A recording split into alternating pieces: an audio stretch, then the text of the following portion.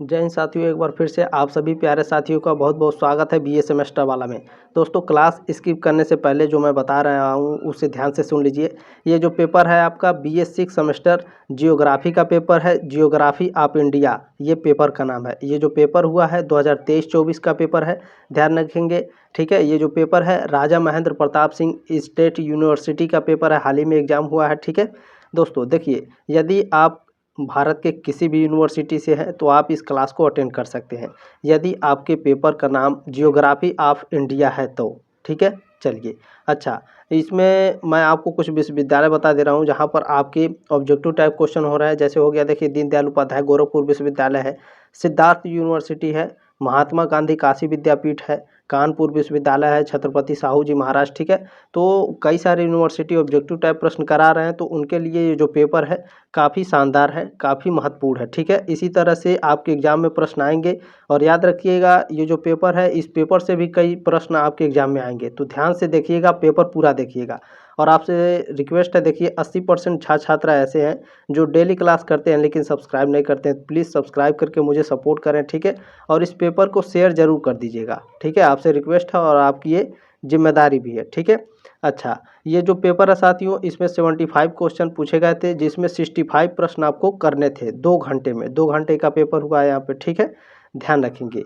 आप जब भी एग्जाम हॉल में बैठेंगे तो क्या करेंगे, पेपर को पहले ध्यानपूर्वक पढ़ लेंगे, कितने प्रश्न दिए हैं और हमें कितने प्रश्न करने हैं। ठीक है, चलिए। इसमें पहला प्रश्न आपका साथियों पूछा था, आपका जियोग्राफी में पहला प्रश्न है आपका, भारत की कितने प्रतिशत भूमि खेती योग्य है। तो भारत की जो 51% भूमि है यह खेती योग्य है। ठीक है, ऑप्शन नंबर ए इसमें करेक्ट था आपका। ठीक है, चलिए आगे बढ़ते हैं। प्रश्न नंबर 2 देखते हैं आपका क्या पूछा था साथियों। प्रश्न नंबर 2 आपका इसमें पूछा था, भारत में नवीन औद्योगिक नीति लागू की गई किस सन में। भारत में नवीन औद्योगिक नीति लागू की गई थी। तो सन 1991 में भारत में नवीन औद्योगिक नीति लागू की गई थी। चलिए आगे बढ़ते हैं साथियों। तीसरा प्रश्न आपका देखते हैं क्या है। देखिए, तीसरा प्रश्न है, भारत में सामाजिक वानिकी कार्यक्रम प्रारंभ किया गया किस पंचवर्षीय योजना के तहत। भारत में सामाजिक वानिकी कार्यक्रम प्रारंभ किया गया था। तो पंचम पंचवर्षीय योजना के तहत भारत में सामाजिक वानिकी कार्यक्रम प्रारंभ किया गया था। ठीक है, बहुत ही शानदार प्रश्न है। अगला प्रश्न क्या है, प्रश्न नंबर 4 आपका पूछा था, इसमें भारत की सबसे पुरानी पर्वत श्रेणी है। सतपुरा है, नीलगिरी है, विंध्याचल है या अरावली है। तो भारत की सबसे पुरानी पर्वत श्रेणी जो है अरावली है। ठीक है, ऑप्शन नंबर डी करेक्ट है आपका। प्रश्न नंबर 5 क्या पूछा था इसमें, प्रश्न नंबर 5 पूछा है, हिमालय पर्वत श्रृंखला किससे संबंधित है। वलित पर्वत से, ज्वालामुखी से, भरतोष पर्वत से या फिर इनमें से कोई नहीं। तो जो हिमालय पर्वत श्रृंखला है साथियों, यह वलित पर्वत से संबंधित है। ठीक है, ऑप्शन नंबर ए करेक्ट है आपका।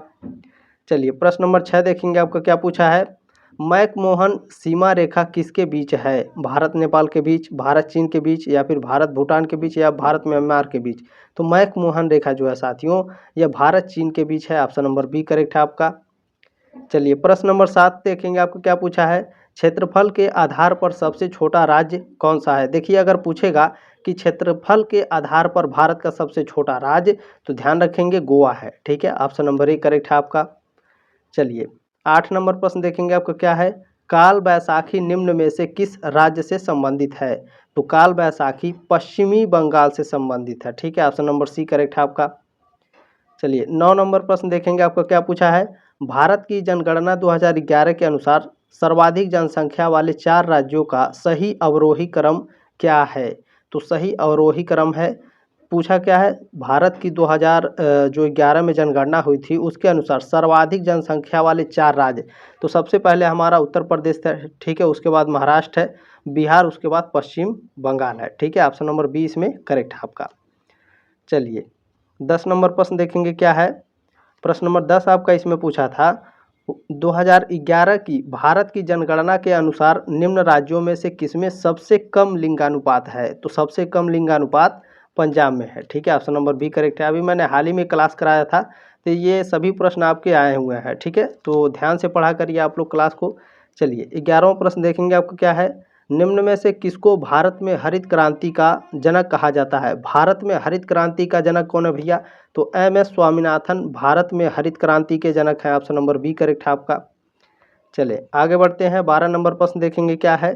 इंदिरा गांधी नहर परियोजना किस राज्य में स्थित है? इंदिरा गांधी नहर परियोजना भारत के दोस्तों राजस्थान में स्थित है। ठीक है, ऑप्शन नंबर सी करेक्ट है आपका। चले 13 नंबर प्रश्न देखेंगे, आपको क्या पूछा है। प्रश्न नंबर 13 पूछा है, जनसंख्या विभाग भारत सरकार ने भारत में जनसंख्या के आधार पर नगरीय आदिवासी को कितने वर्गों में बांटा है? तो 6 वर्गों में बांटा है। ऑप्शन नंबर सी करेक्ट है आपका 13 का।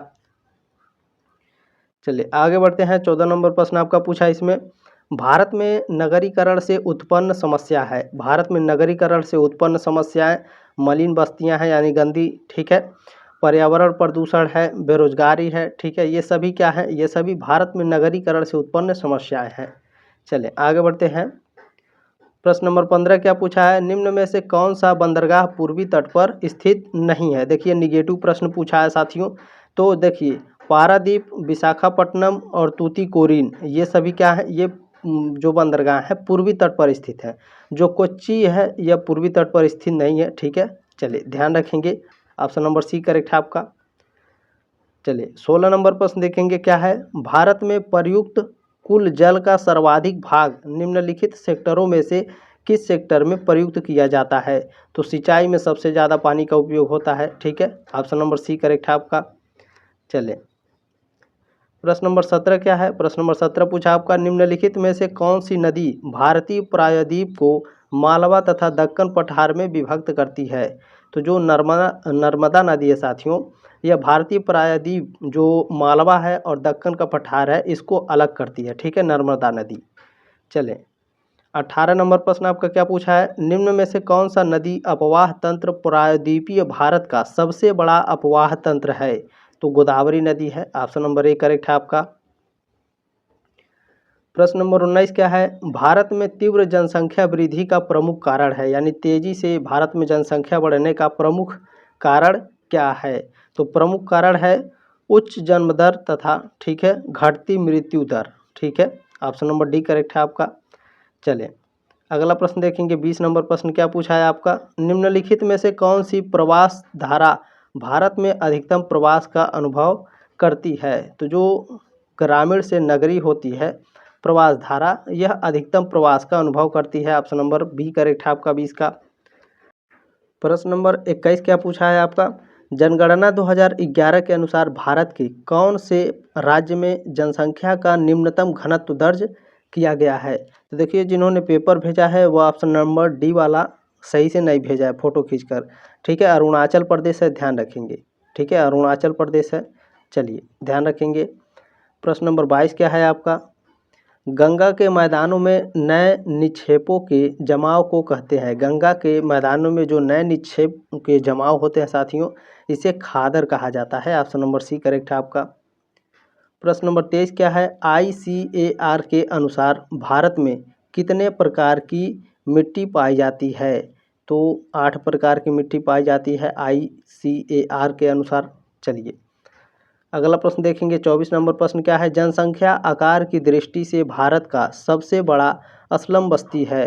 तो सबसे बड़ा अस्लम बस्ती है मुंबई की धारावी। ठीक है, ऑप्शन नंबर ए करेक्ट है आपका।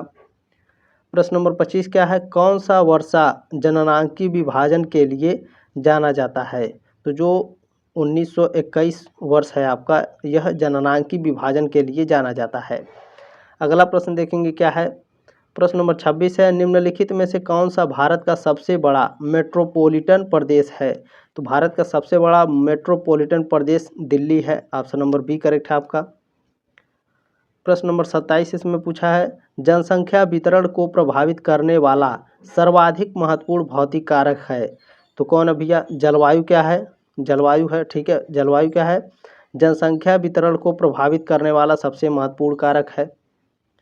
28 नंबर प्रश्न देखेंगे क्या है, जननांकीय की संक्रमण क्या है? जननांकीय की संक्रमण जो है साथियों, समय के अनुसार जन्म दर एवं मृत्यु दर में बदलाव होता है। ठीक है, 28 का ऑप्शन नंबर डी करेक्ट है आपका। प्रश्न नंबर 29 क्या पूछा है, भारतीय जनसंख्या में तीव्र वृद्धि का काल निम्न के बीच था। तो भारतीय जनसंख्या के तीव्र वृद्धि का जो काल है यानी साल है वह 1951 से 1981 है। ऑप्शन नंबर सी करेक्ट है आपका।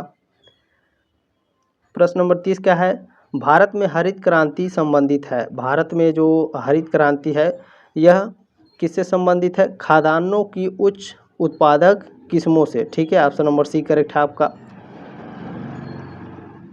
प्रश्न नंबर 31 क्या पूछा है, निम्नलिखित में से कौन सी नदी भारत नेपाल के मध्य की सीमा बनाती है। बहुत ही महत्वपूर्ण, बहुत ही शानदार प्रश्न है। तो जो काली नदी है यह भारत नेपाल के मध्य यानी बीच में सीमा बनाती है। ऑप्शन नंबर बी करेक्ट है आपका। प्रश्न नंबर 32 क्या है, निम्न में से सर्वाधिक जनसंख्या घनत्व किस राज्य का है। ठीक है, निम्न राज्य में से, इन चारों में से किसका सर्वाधिक जनसंख्या वाला घनत्व है भैया। तो जो बिहार है, ठीक है, इसमें सर्वाधिक जनसंख्या घनत्व है। चले आगे बढ़ते हैं। प्रश्न नंबर 33 क्या है, निम्नलिखित में से भारत के किस नगर में विशेष आर्थिक क्षेत्र नहीं है। तो गाजियाबाद में विशेष आर्थिक क्षेत्र नहीं है, इंदौर, सांताक्रूज और नोएडा में है। ठीक है, ध्यान रखेंगे। प्रश्न नंबर 34 क्या है, भारत की यानी भारत का भौगोलिक क्षेत्रफल कितना है। तो ये सभी लोगों को याद होगा। ठीक है, 32,87,263 वर्ग किलोमीटर क्या है, भारत का भौगोलिक क्षेत्रफल है। ठीक है, चलिए ये तो बहुत ही शानदार, बहुत ही आसान प्रश्न था। ये सभी प्रश्न आपके एग्जाम में आएंगे, ध्यान रखेंगे। प्रश्न नंबर 35 क्या है, निम्नलिखित में से किस राज्य से भोटिया जनजाति संबंधित है। तो भोटिया जनजाति उत्तराखंड से संबंधित है। ऑप्शन नंबर ए करेक्ट है आपका। प्रश्न नंबर 36 क्या है, निम्नलिखित में से भारत के किस प्रदेश में जनजाति का मूल निवास है। तो जनजाति का मूल निवास नीलगिरी पहाड़ियां हैं। ऑप्शन नंबर सी करेक्ट है आपका।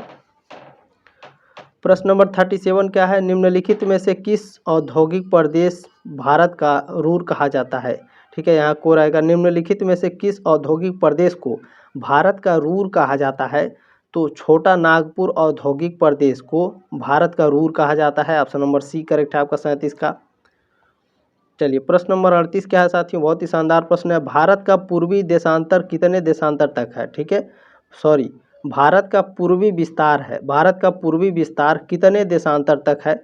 तो भारत का जो पूर्वी विस्तार है यह कितना है भैया, 97 डिग्री 25। ठीक है, 97 डिग्री 25 इंची आपका जो पूर्वी विस्तार है भारत का, इतना इसका देशांतर है। ठीक है, याद रखेंगे, इसमें ठीक से दिखाई नहीं दे रहा है, इसमें ठीक से दिखाई दे रहा है। ठीक है, देख लीजिए आप लोग।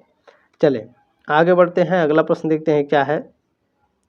चलिए 39 नंबर प्रश्न है आपका, त्रिपुरा और बांग्लादेश के मध्य स्थित सीमा रेखा किस नाम से जानी जाती है। तो शून्य रेखा के नाम से जानी जाती है। आपका नंबर सी करेक्ट है 39 का। प्रश्न नंबर 40 क्या है, भारत का सबसे लंबा राष्ट्रीय राजमार्ग है। तो नेशनल हाईवे 44। ठीक है, नेशनल हाईवे 44 आपका भारत का सबसे लंबा राष्ट्रीय राजमार्ग है। अगला प्रश्न क्या है, भारत में तटीय रेखा वाले शीर्ष 4 राज्यों का सही क्रम क्या है। यह भी प्रश्न मैंने बताया था काफ़ी अच्छी तरीके से समझा कर। ठीक है, तो तटीय रेखा वाले शीर्ष 4 राज्य का सही क्रम है गुजरात, आंध्र प्रदेश, तमिलनाडु और महाराष्ट्र। 41 का ऑप्शन नंबर ए करेक्ट है।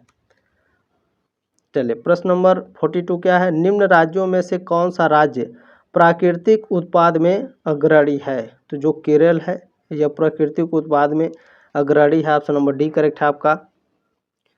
प्रश्न नंबर 43 क्या है, मिनिकॉय तथा लक्षद्वीप के मध्य कौन सा यहाँ पर दिखाई देगा English, which channel is located between Minicoy and Lakshadweep. ठीक है, तो मिनिकॉय और लक्षद्वीप पर कौन सा चैनल स्थित है। ठीक है, तो ध्यान रखेंगे साथियों, 9 डिग्री चैनल स्थित है। ठीक है, ऑप्शन नंबर सी करेक्ट है 43 का। अगला प्रश्न देखेंगे क्या है, प्रश्न नंबर 44 है साथियों, निम्न में से कौन सा नगर कर्क रेखा के निकट स्थित है। तो जो कोलकाता है यह क्या है, कर्क रेखा के निकट स्थित है। ऑप्शन नंबर ए करेक्ट है आपका। प्रश्न नंबर 45 क्या है, अटल सुरंग या रोहतांग सुरंग निम्न में से किस राष्ट्रीय राजमार्ग पर स्थित है। तो नेशनल हाईवे 3 पर स्थित है। ऑप्शन नंबर सी करेक्ट है 45 का। प्रश्न नंबर 46 क्या है साथियों, भारत के किस भूभाग को भारत का ठीक है, भारत का यहाँ पर देख लीजिए इंग्लिश में, ठीक है, हार्ट यानी हृदय, ठीक है, हृदय कहा जाता है। भारत के किस भूभाग को भारत का हृदय कहा जाता है? तो इसमें जो साथियों आपका ऑप्शन है जो छोटा नागपुर पठार है, ठीक है, छोटा नागपुर का क्षेत्र है आपका, इसे भारत का हृदय कहा जाता है, ठीक है, ध्यान रखेंगे। चलिए अगला प्रश्न देखिए, जो लोग आप लोग अगर पेपर भेजते हैं तो आप लोगों से रिक्वेस्ट है काफ़ी अच्छे से भेजा करिए, ठीक से, इसमें दिखाई नहीं दे रहा है, ठीक है, कोई बात नहीं, फिर भी प्रयास करेंगे हम लोग, ठीक है, लास्ट तक जरूर देखिएगा साथियों, काफ़ी शानदार शानदार प्रश्न है। प्रश्न नंबर 47 क्या है? माउंट एवरेस्ट निम्न में से कौन से हिमालय के भूभाग में स्थित है? तो नेपाल हिमालय के भूभाग में स्थित है। काफ़ी शानदार प्रश्न है, ऑप्शन नंबर डी करेक्ट है आपका 47 का। प्रश्न नंबर 48 क्या है साथियों? 48 नंबर प्रश्न है, कोपेन की योजना के अनुसार BHWH प्रकार की जलवायु मिलती है, तो राजस्थान में मिलती है, ऑप्शन नंबर ए करेक्ट है आपका।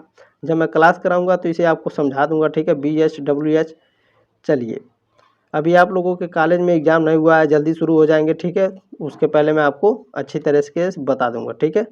चलिए, निम्नलिखित में से कौन सा प्रदेश या क्षेत्र अरब सागरीय मानसून शाखा से प्रभावित नहीं होता है? तो जो मध्य प्रदेश का क्षेत्र है साथियों, ठीक है, यह सागरीय मानसून शाखा से प्रभावित नहीं होता है। 49 का ऑप्शन नंबर सी करेक्ट है। प्रश्न नंबर 51 क्या है? देखिए 50 नंबर इन्होंने प्रश्न नहीं भेजा है, प्रश्न नंबर 50, ठीक है, 51 नंबर डायरेक्ट यहाँ पर आ गया। देखिए, निम्न में से कौन सी बागानी खेती के अंतर्गत नहीं आती है? तो बागानी खेती के अंतर्गत कौन नहीं आता है भैया? देखिए, रबर, काफ़ी और नारियल ये बागानी खेती के अंतर्गत आते हैं, ऑयल पाम नहीं आता है, ठीक है, ऑप्शन नंबर ए करेक्ट है आपका। प्रश्न नंबर 52 क्या है? प्राचीन जलोढ़ मिट्टी से निर्मित मैदानी भाग क्या कहलाता है? तो मैदानी भाग भागर कहलाता है, ठीक है, भाखर भाबर कहलाता है, सॉरी, जलोढ़ मिट्टी से निर्मित मैदानी भाग भाबर कहलाती है। प्रश्न नंबर 53 क्या है? गोदावरी व महानदी के बीच का तटीय भाग का क्या कहलाता है? ठीक है, गोदावरी और महानदी के बीच के तटीय भाग को क्या कहते हैं भैया? तो इसे कहा जाता है उत्तरी सरकार तट, ठीक है, ऑप्शन नंबर सी करेक्ट है 53 का। देखिए, जो लोग इंग्लिश वाले बच्चे हैं इंग्लिश में अपना देखते चलेंगे, ठीक है, अगर मैं इंग्लिश और हिंदी दोनों बताऊंगा तो आधे घंटे की जगह आपकी क्लास 1 घंटे की हो जाएगी, ठीक है। चलिए, प्रश्न नंबर 45 क्या है? सॉरी 54 है, रेशम की खेती कहलाती है, तो आप सभी लोग जानते हैं, आसान प्रश्न था ये, सेरिकल्चर कहलाती है, ऑप्शन नंबर बी करेक्ट है आपका। प्रश्न नंबर 55 क्या, भारत का अधिकांश कोयला कौन सी चट्टानों में पाया जाता है? तो गोंडवाना चट्टानों में, ठीक है, ऑप्शन नंबर बी करेक्ट है आपका। अगला प्रश्न देखेंगे, 56 नंबर प्रश्न क्या है? निम्न में से कौन सा विद्वान भारतीय मानसून की उत्पत्ति के तापीय सिद्धांत से संबंधित है? तो जो डडल, स्टाम्प व बेकर है, ठीक है, यह भारतीय मानसून की तापीय सिद्धांत से संबंधित है, ऑप्शन नंबर बी करेक्ट है आपका।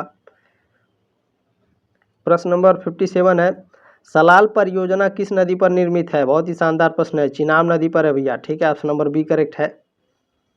प्रश्न नंबर 58 क्या है? मानसून पूर्व चक्रवात को पूर्वी भारत में किस नाम से जाना जाता है? ठीक है, यहाँ पर दिया नहीं है, यहाँ पर लिखा है बाई विच इज नेम, ठीक है, pre monsoon cyclone known in eastern India, ठीक है, तो ये जाना जाता है नार्वेस्टर के नाम से, ठीक है, ऑप्शन नंबर सी करेक्ट है आपका।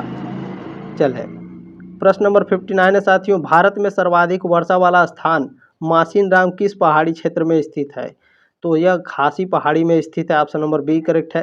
देखिए, ये जो प्रश्न है आपका ये कॉम्पिटिटिव एग्जाम में भी पूछे जाते हैं, ठीक है, तो जो बच्चे तैयारी कर रहे हैं ध्यान रखेंगे, यूपी पुलिस का पेपर रद्द हो गया है, तो ये सभी प्रश्न आपके एग्जाम में आते हैं, ये सभी पढ़ाया जाता है, ठीक है, तो ध्यान से पढ़िएगा, इसके साथ साथ आपका उसकी भी तैयारी होती रहेगी यूपी पुलिस की, ठीक है। चलिए, 60वां प्रश्न है आपका, जलोढ़ मिट्टी में किस तत्व की कमी पाई जाती है? जलोढ़ जो मिट्टी है साथियों, इसमें जो तत्व होता है नाइट्रोजन होता है, ऑप्शन नंबर बी करेक्ट है आपका।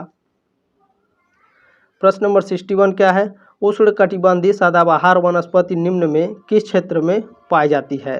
तो जो उष्ण कटिबंधीय सदाबहार वनस्पति होते हैं साथियों, यह उत्तरी पूर्वी भारत, पश्चिमी घाट और अंडमान निकोबार में भी पाए जाते हैं, ऑप्शन नंबर डी करेक्ट हो जाएगा उपरोक्त सभी। प्रश्न नंबर 62 क्या है? भारत में वन नीति किस वर्ष लागू की गई? भारत में वन नीति कब लागू की गई थी? 1952 में, 1952 में। ठीक है, चले प्रश्न नंबर 63 क्या है? भारत में शीतोष्ण वन अनुसंधान केंद्र कहाँ स्थित है? तो यह स्थित है शिमला में। ऑप्शन नंबर बी करेक्ट है। प्रश्न नंबर 64 क्या है साथियों? कोरोमंडल तट किस राज्य में है? कोरोमंडल तट जो है तमिलनाडु में है। ऑप्शन नंबर सी करेक्ट है आपका। जल्दी जल्दी देखने का प्रयास करेंगे। ठीक है, प्रश्न नंबर 65 क्या है? बांदीपुर राष्ट्रीय उद्यान किस राज्य में स्थित है? तो कर्नाटक में स्थित है। ऑप्शन नंबर ए करेक्ट है। देखिए, स्किप जो लोग कर रहे हैं ध्यान रखिएगा, परीक्षा में भी स्किप हो जाएंगे। काफ़ी शानदार प्रश्न है 66 वाला। निम्न को सही सुमेलित कीजिए। यहाँ इस्पात केंद्र का नाम दिया है आपका, यहाँ आपूर्ति क्षेत्र लिखा है, यानी जो राउरकेला है, ठीक है, यहाँ पर कोयला कहाँ जाता है? ठीक है, राउरकेला का कोयला किस क्षेत्र में जाता है भैया? तो जो राउरकेला का जो कोयला है यह झरिया में जाता है। कहाँ जाता है? झरिया में। और जो भिलाई है, ठीक है, भिलाई का जो कोयला है यह कोरबा में जाता है। ध्यान रखेंगे, ठीक है, जो मैं बता रहा हूँ ध्यान से सुनिए। दुर्गापुर का जो कोयला है, इसका कोयला आपूर्ति क्षेत्र कहाँ है? इसका कोयला आपूर्ति क्षेत्र रानीगंज में है। और जमशेदपुर का कोयला आपूर्ति क्षेत्र तलचर में है। ठीक है, ऑप्शन नंबर डी का 3 है। ठीक है, बहुत ही शानदार तरीके से मैंने बता दिया आपको। चलिए, प्रश्न नंबर 67 है, नेपानगर मध्य प्रदेश किसके उत्पादन हेतु प्रसिद्ध है? तो यह अखबारी कागज के लिए प्रसिद्ध है। ऑप्शन नंबर सी करेक्ट है आपका। प्रश्न नंबर 68 में देखिए, फिर से वही प्रश्न पूछा है। चलिए, इसे बताने का प्रयास करेंगे। देखिए, सूची 1 को सूची 2 से सुमेलित कीजिए। यहाँ सूची 1 दिया है, सूची 2 दिया है। सूची 1 में आपका दिया है नेपानगर, तो अभी मैंने नेपानगर क्या पढ़ाया आपको? अखबारी कागज के लिए प्रसिद्ध है। ठीक है, जो झरिया है किसके लिए प्रसिद्ध है भैया? झरिया आपका कोयला खनन के लिए प्रसिद्ध है, अभी मैंने ऊपर पढ़ाया है। जो मथुरा है यह किसके लिए प्रसिद्ध है? सी वाला बताइए। मथुरा तेल शोधक कारखाना के लिए प्रसिद्ध है। ठीक है, और जो लास्ट वाला बचा है कल्पक्कम, परमाणु ऊर्जा के लिए आप सभी लोग जानते होंगे। ठीक है, लगभग लगभग इसमें 80% बच्चे कल्पक्कम के बारे में पढ़े होंगे। ठीक है, चलो, कॉम्पिटिटिव की एग्जाम की तैयारी कर रहे हैं उनके लिए काफ़ी शानदार क्लास है। ठीक है, चलिए, प्रश्न नंबर 69 क्या है? भारत का पहला विशेष आर्थिक क्षेत्र कहाँ स्थापित किया गया?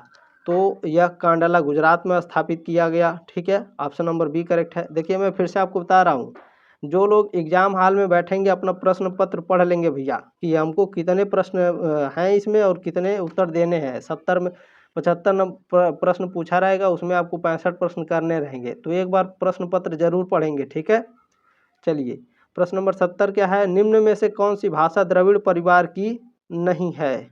बताइए। लद्दाखी है। ऑप्शन नंबर बी करेक्ट है आपका। अगला प्रश्न देखेंगे क्या है? प्रश्न नंबर 71 है, भारत की, मैं फिर से एक बार पढ़ देता हूँ, ये हिंदी का है क्या? ठीक है, ये हिंदी का लग रहा गया है। निम्न में से कौन सी भाषा द्रविड़ परिवार की नहीं है? ये आपका कौन सा है? लद्दाखी है। ठीक है, ऑप्शन नंबर बी करेक्ट है, बिल्कुल करेक्ट है, कोई दिक्कत नहीं है। यहाँ पर 71 है। 71 नंबर है, भारत की जनगणना 2011 के अनुसार कुल जनसंख्या में अनुसूचित जनजाति का कितना प्रतिशत है? तो 8.6% है भैया। ठीक है, ऑप्शन नंबर सी करेक्ट है। प्रश्न नंबर 72 क्या है? ओंग व जारवा जनजाति किस केंद्र शासित प्रदेश में पाई जाती हैं? तो यह अंडमान निकोबार में पाई जाती हैं। ऑप्शन नंबर ए करेक्ट है आपका। प्रश्न नंबर 73 है, भारत में धार्मिक अल्पसंख्यक में सम्मिलित हैं? तो भारत के में जो धार्मिक अल्पसंख्यक सम्मिलित हैं, बौद्ध है, पारसी है, जैन है, सभी लोग हैं। ठीक है, ऑप्शन नंबर डी करेक्ट हो जाएगा। प्रश्न नंबर 74 है, भारत की जनगणना 2011 के अनुसार भारत में लिंगानुपात कितना है? 943 है। ऑप्शन नंबर सी करेक्ट है आपका। प्रश्न नंबर 75 है, भारत की जनगणना 2011 के अनुसार भारत का जनघनत्व कितना है? तो 382 व्यक्ति वर्ग किलोमीटर। ठीक है, 382 व्यक्ति प्रति वर्ग किलोमीटर, इस तरह से। ठीक है, तो काफ़ी शानदार क्लास रही है साथियों। प्लीज़ इस क्लास को शेयर कर दीजिएगा, आपकी जिम्मेदारी है। सब्सक्राइब करके सपोर्ट जरूर कीजिए। मैं अन्य क्लास लाऊंगा तो उसको क्लास आपको मिलेगी। ठीक है, काफ़ी मदद मिलेगी आपकी BA सेमेस्टर वाला के पास। तो जल्दी मिलते हैं साथियों नेक्स्ट क्लास में, तब तक के लिए जय हिंद, वंदे मातरम, अपना ख्याल रखिएगा।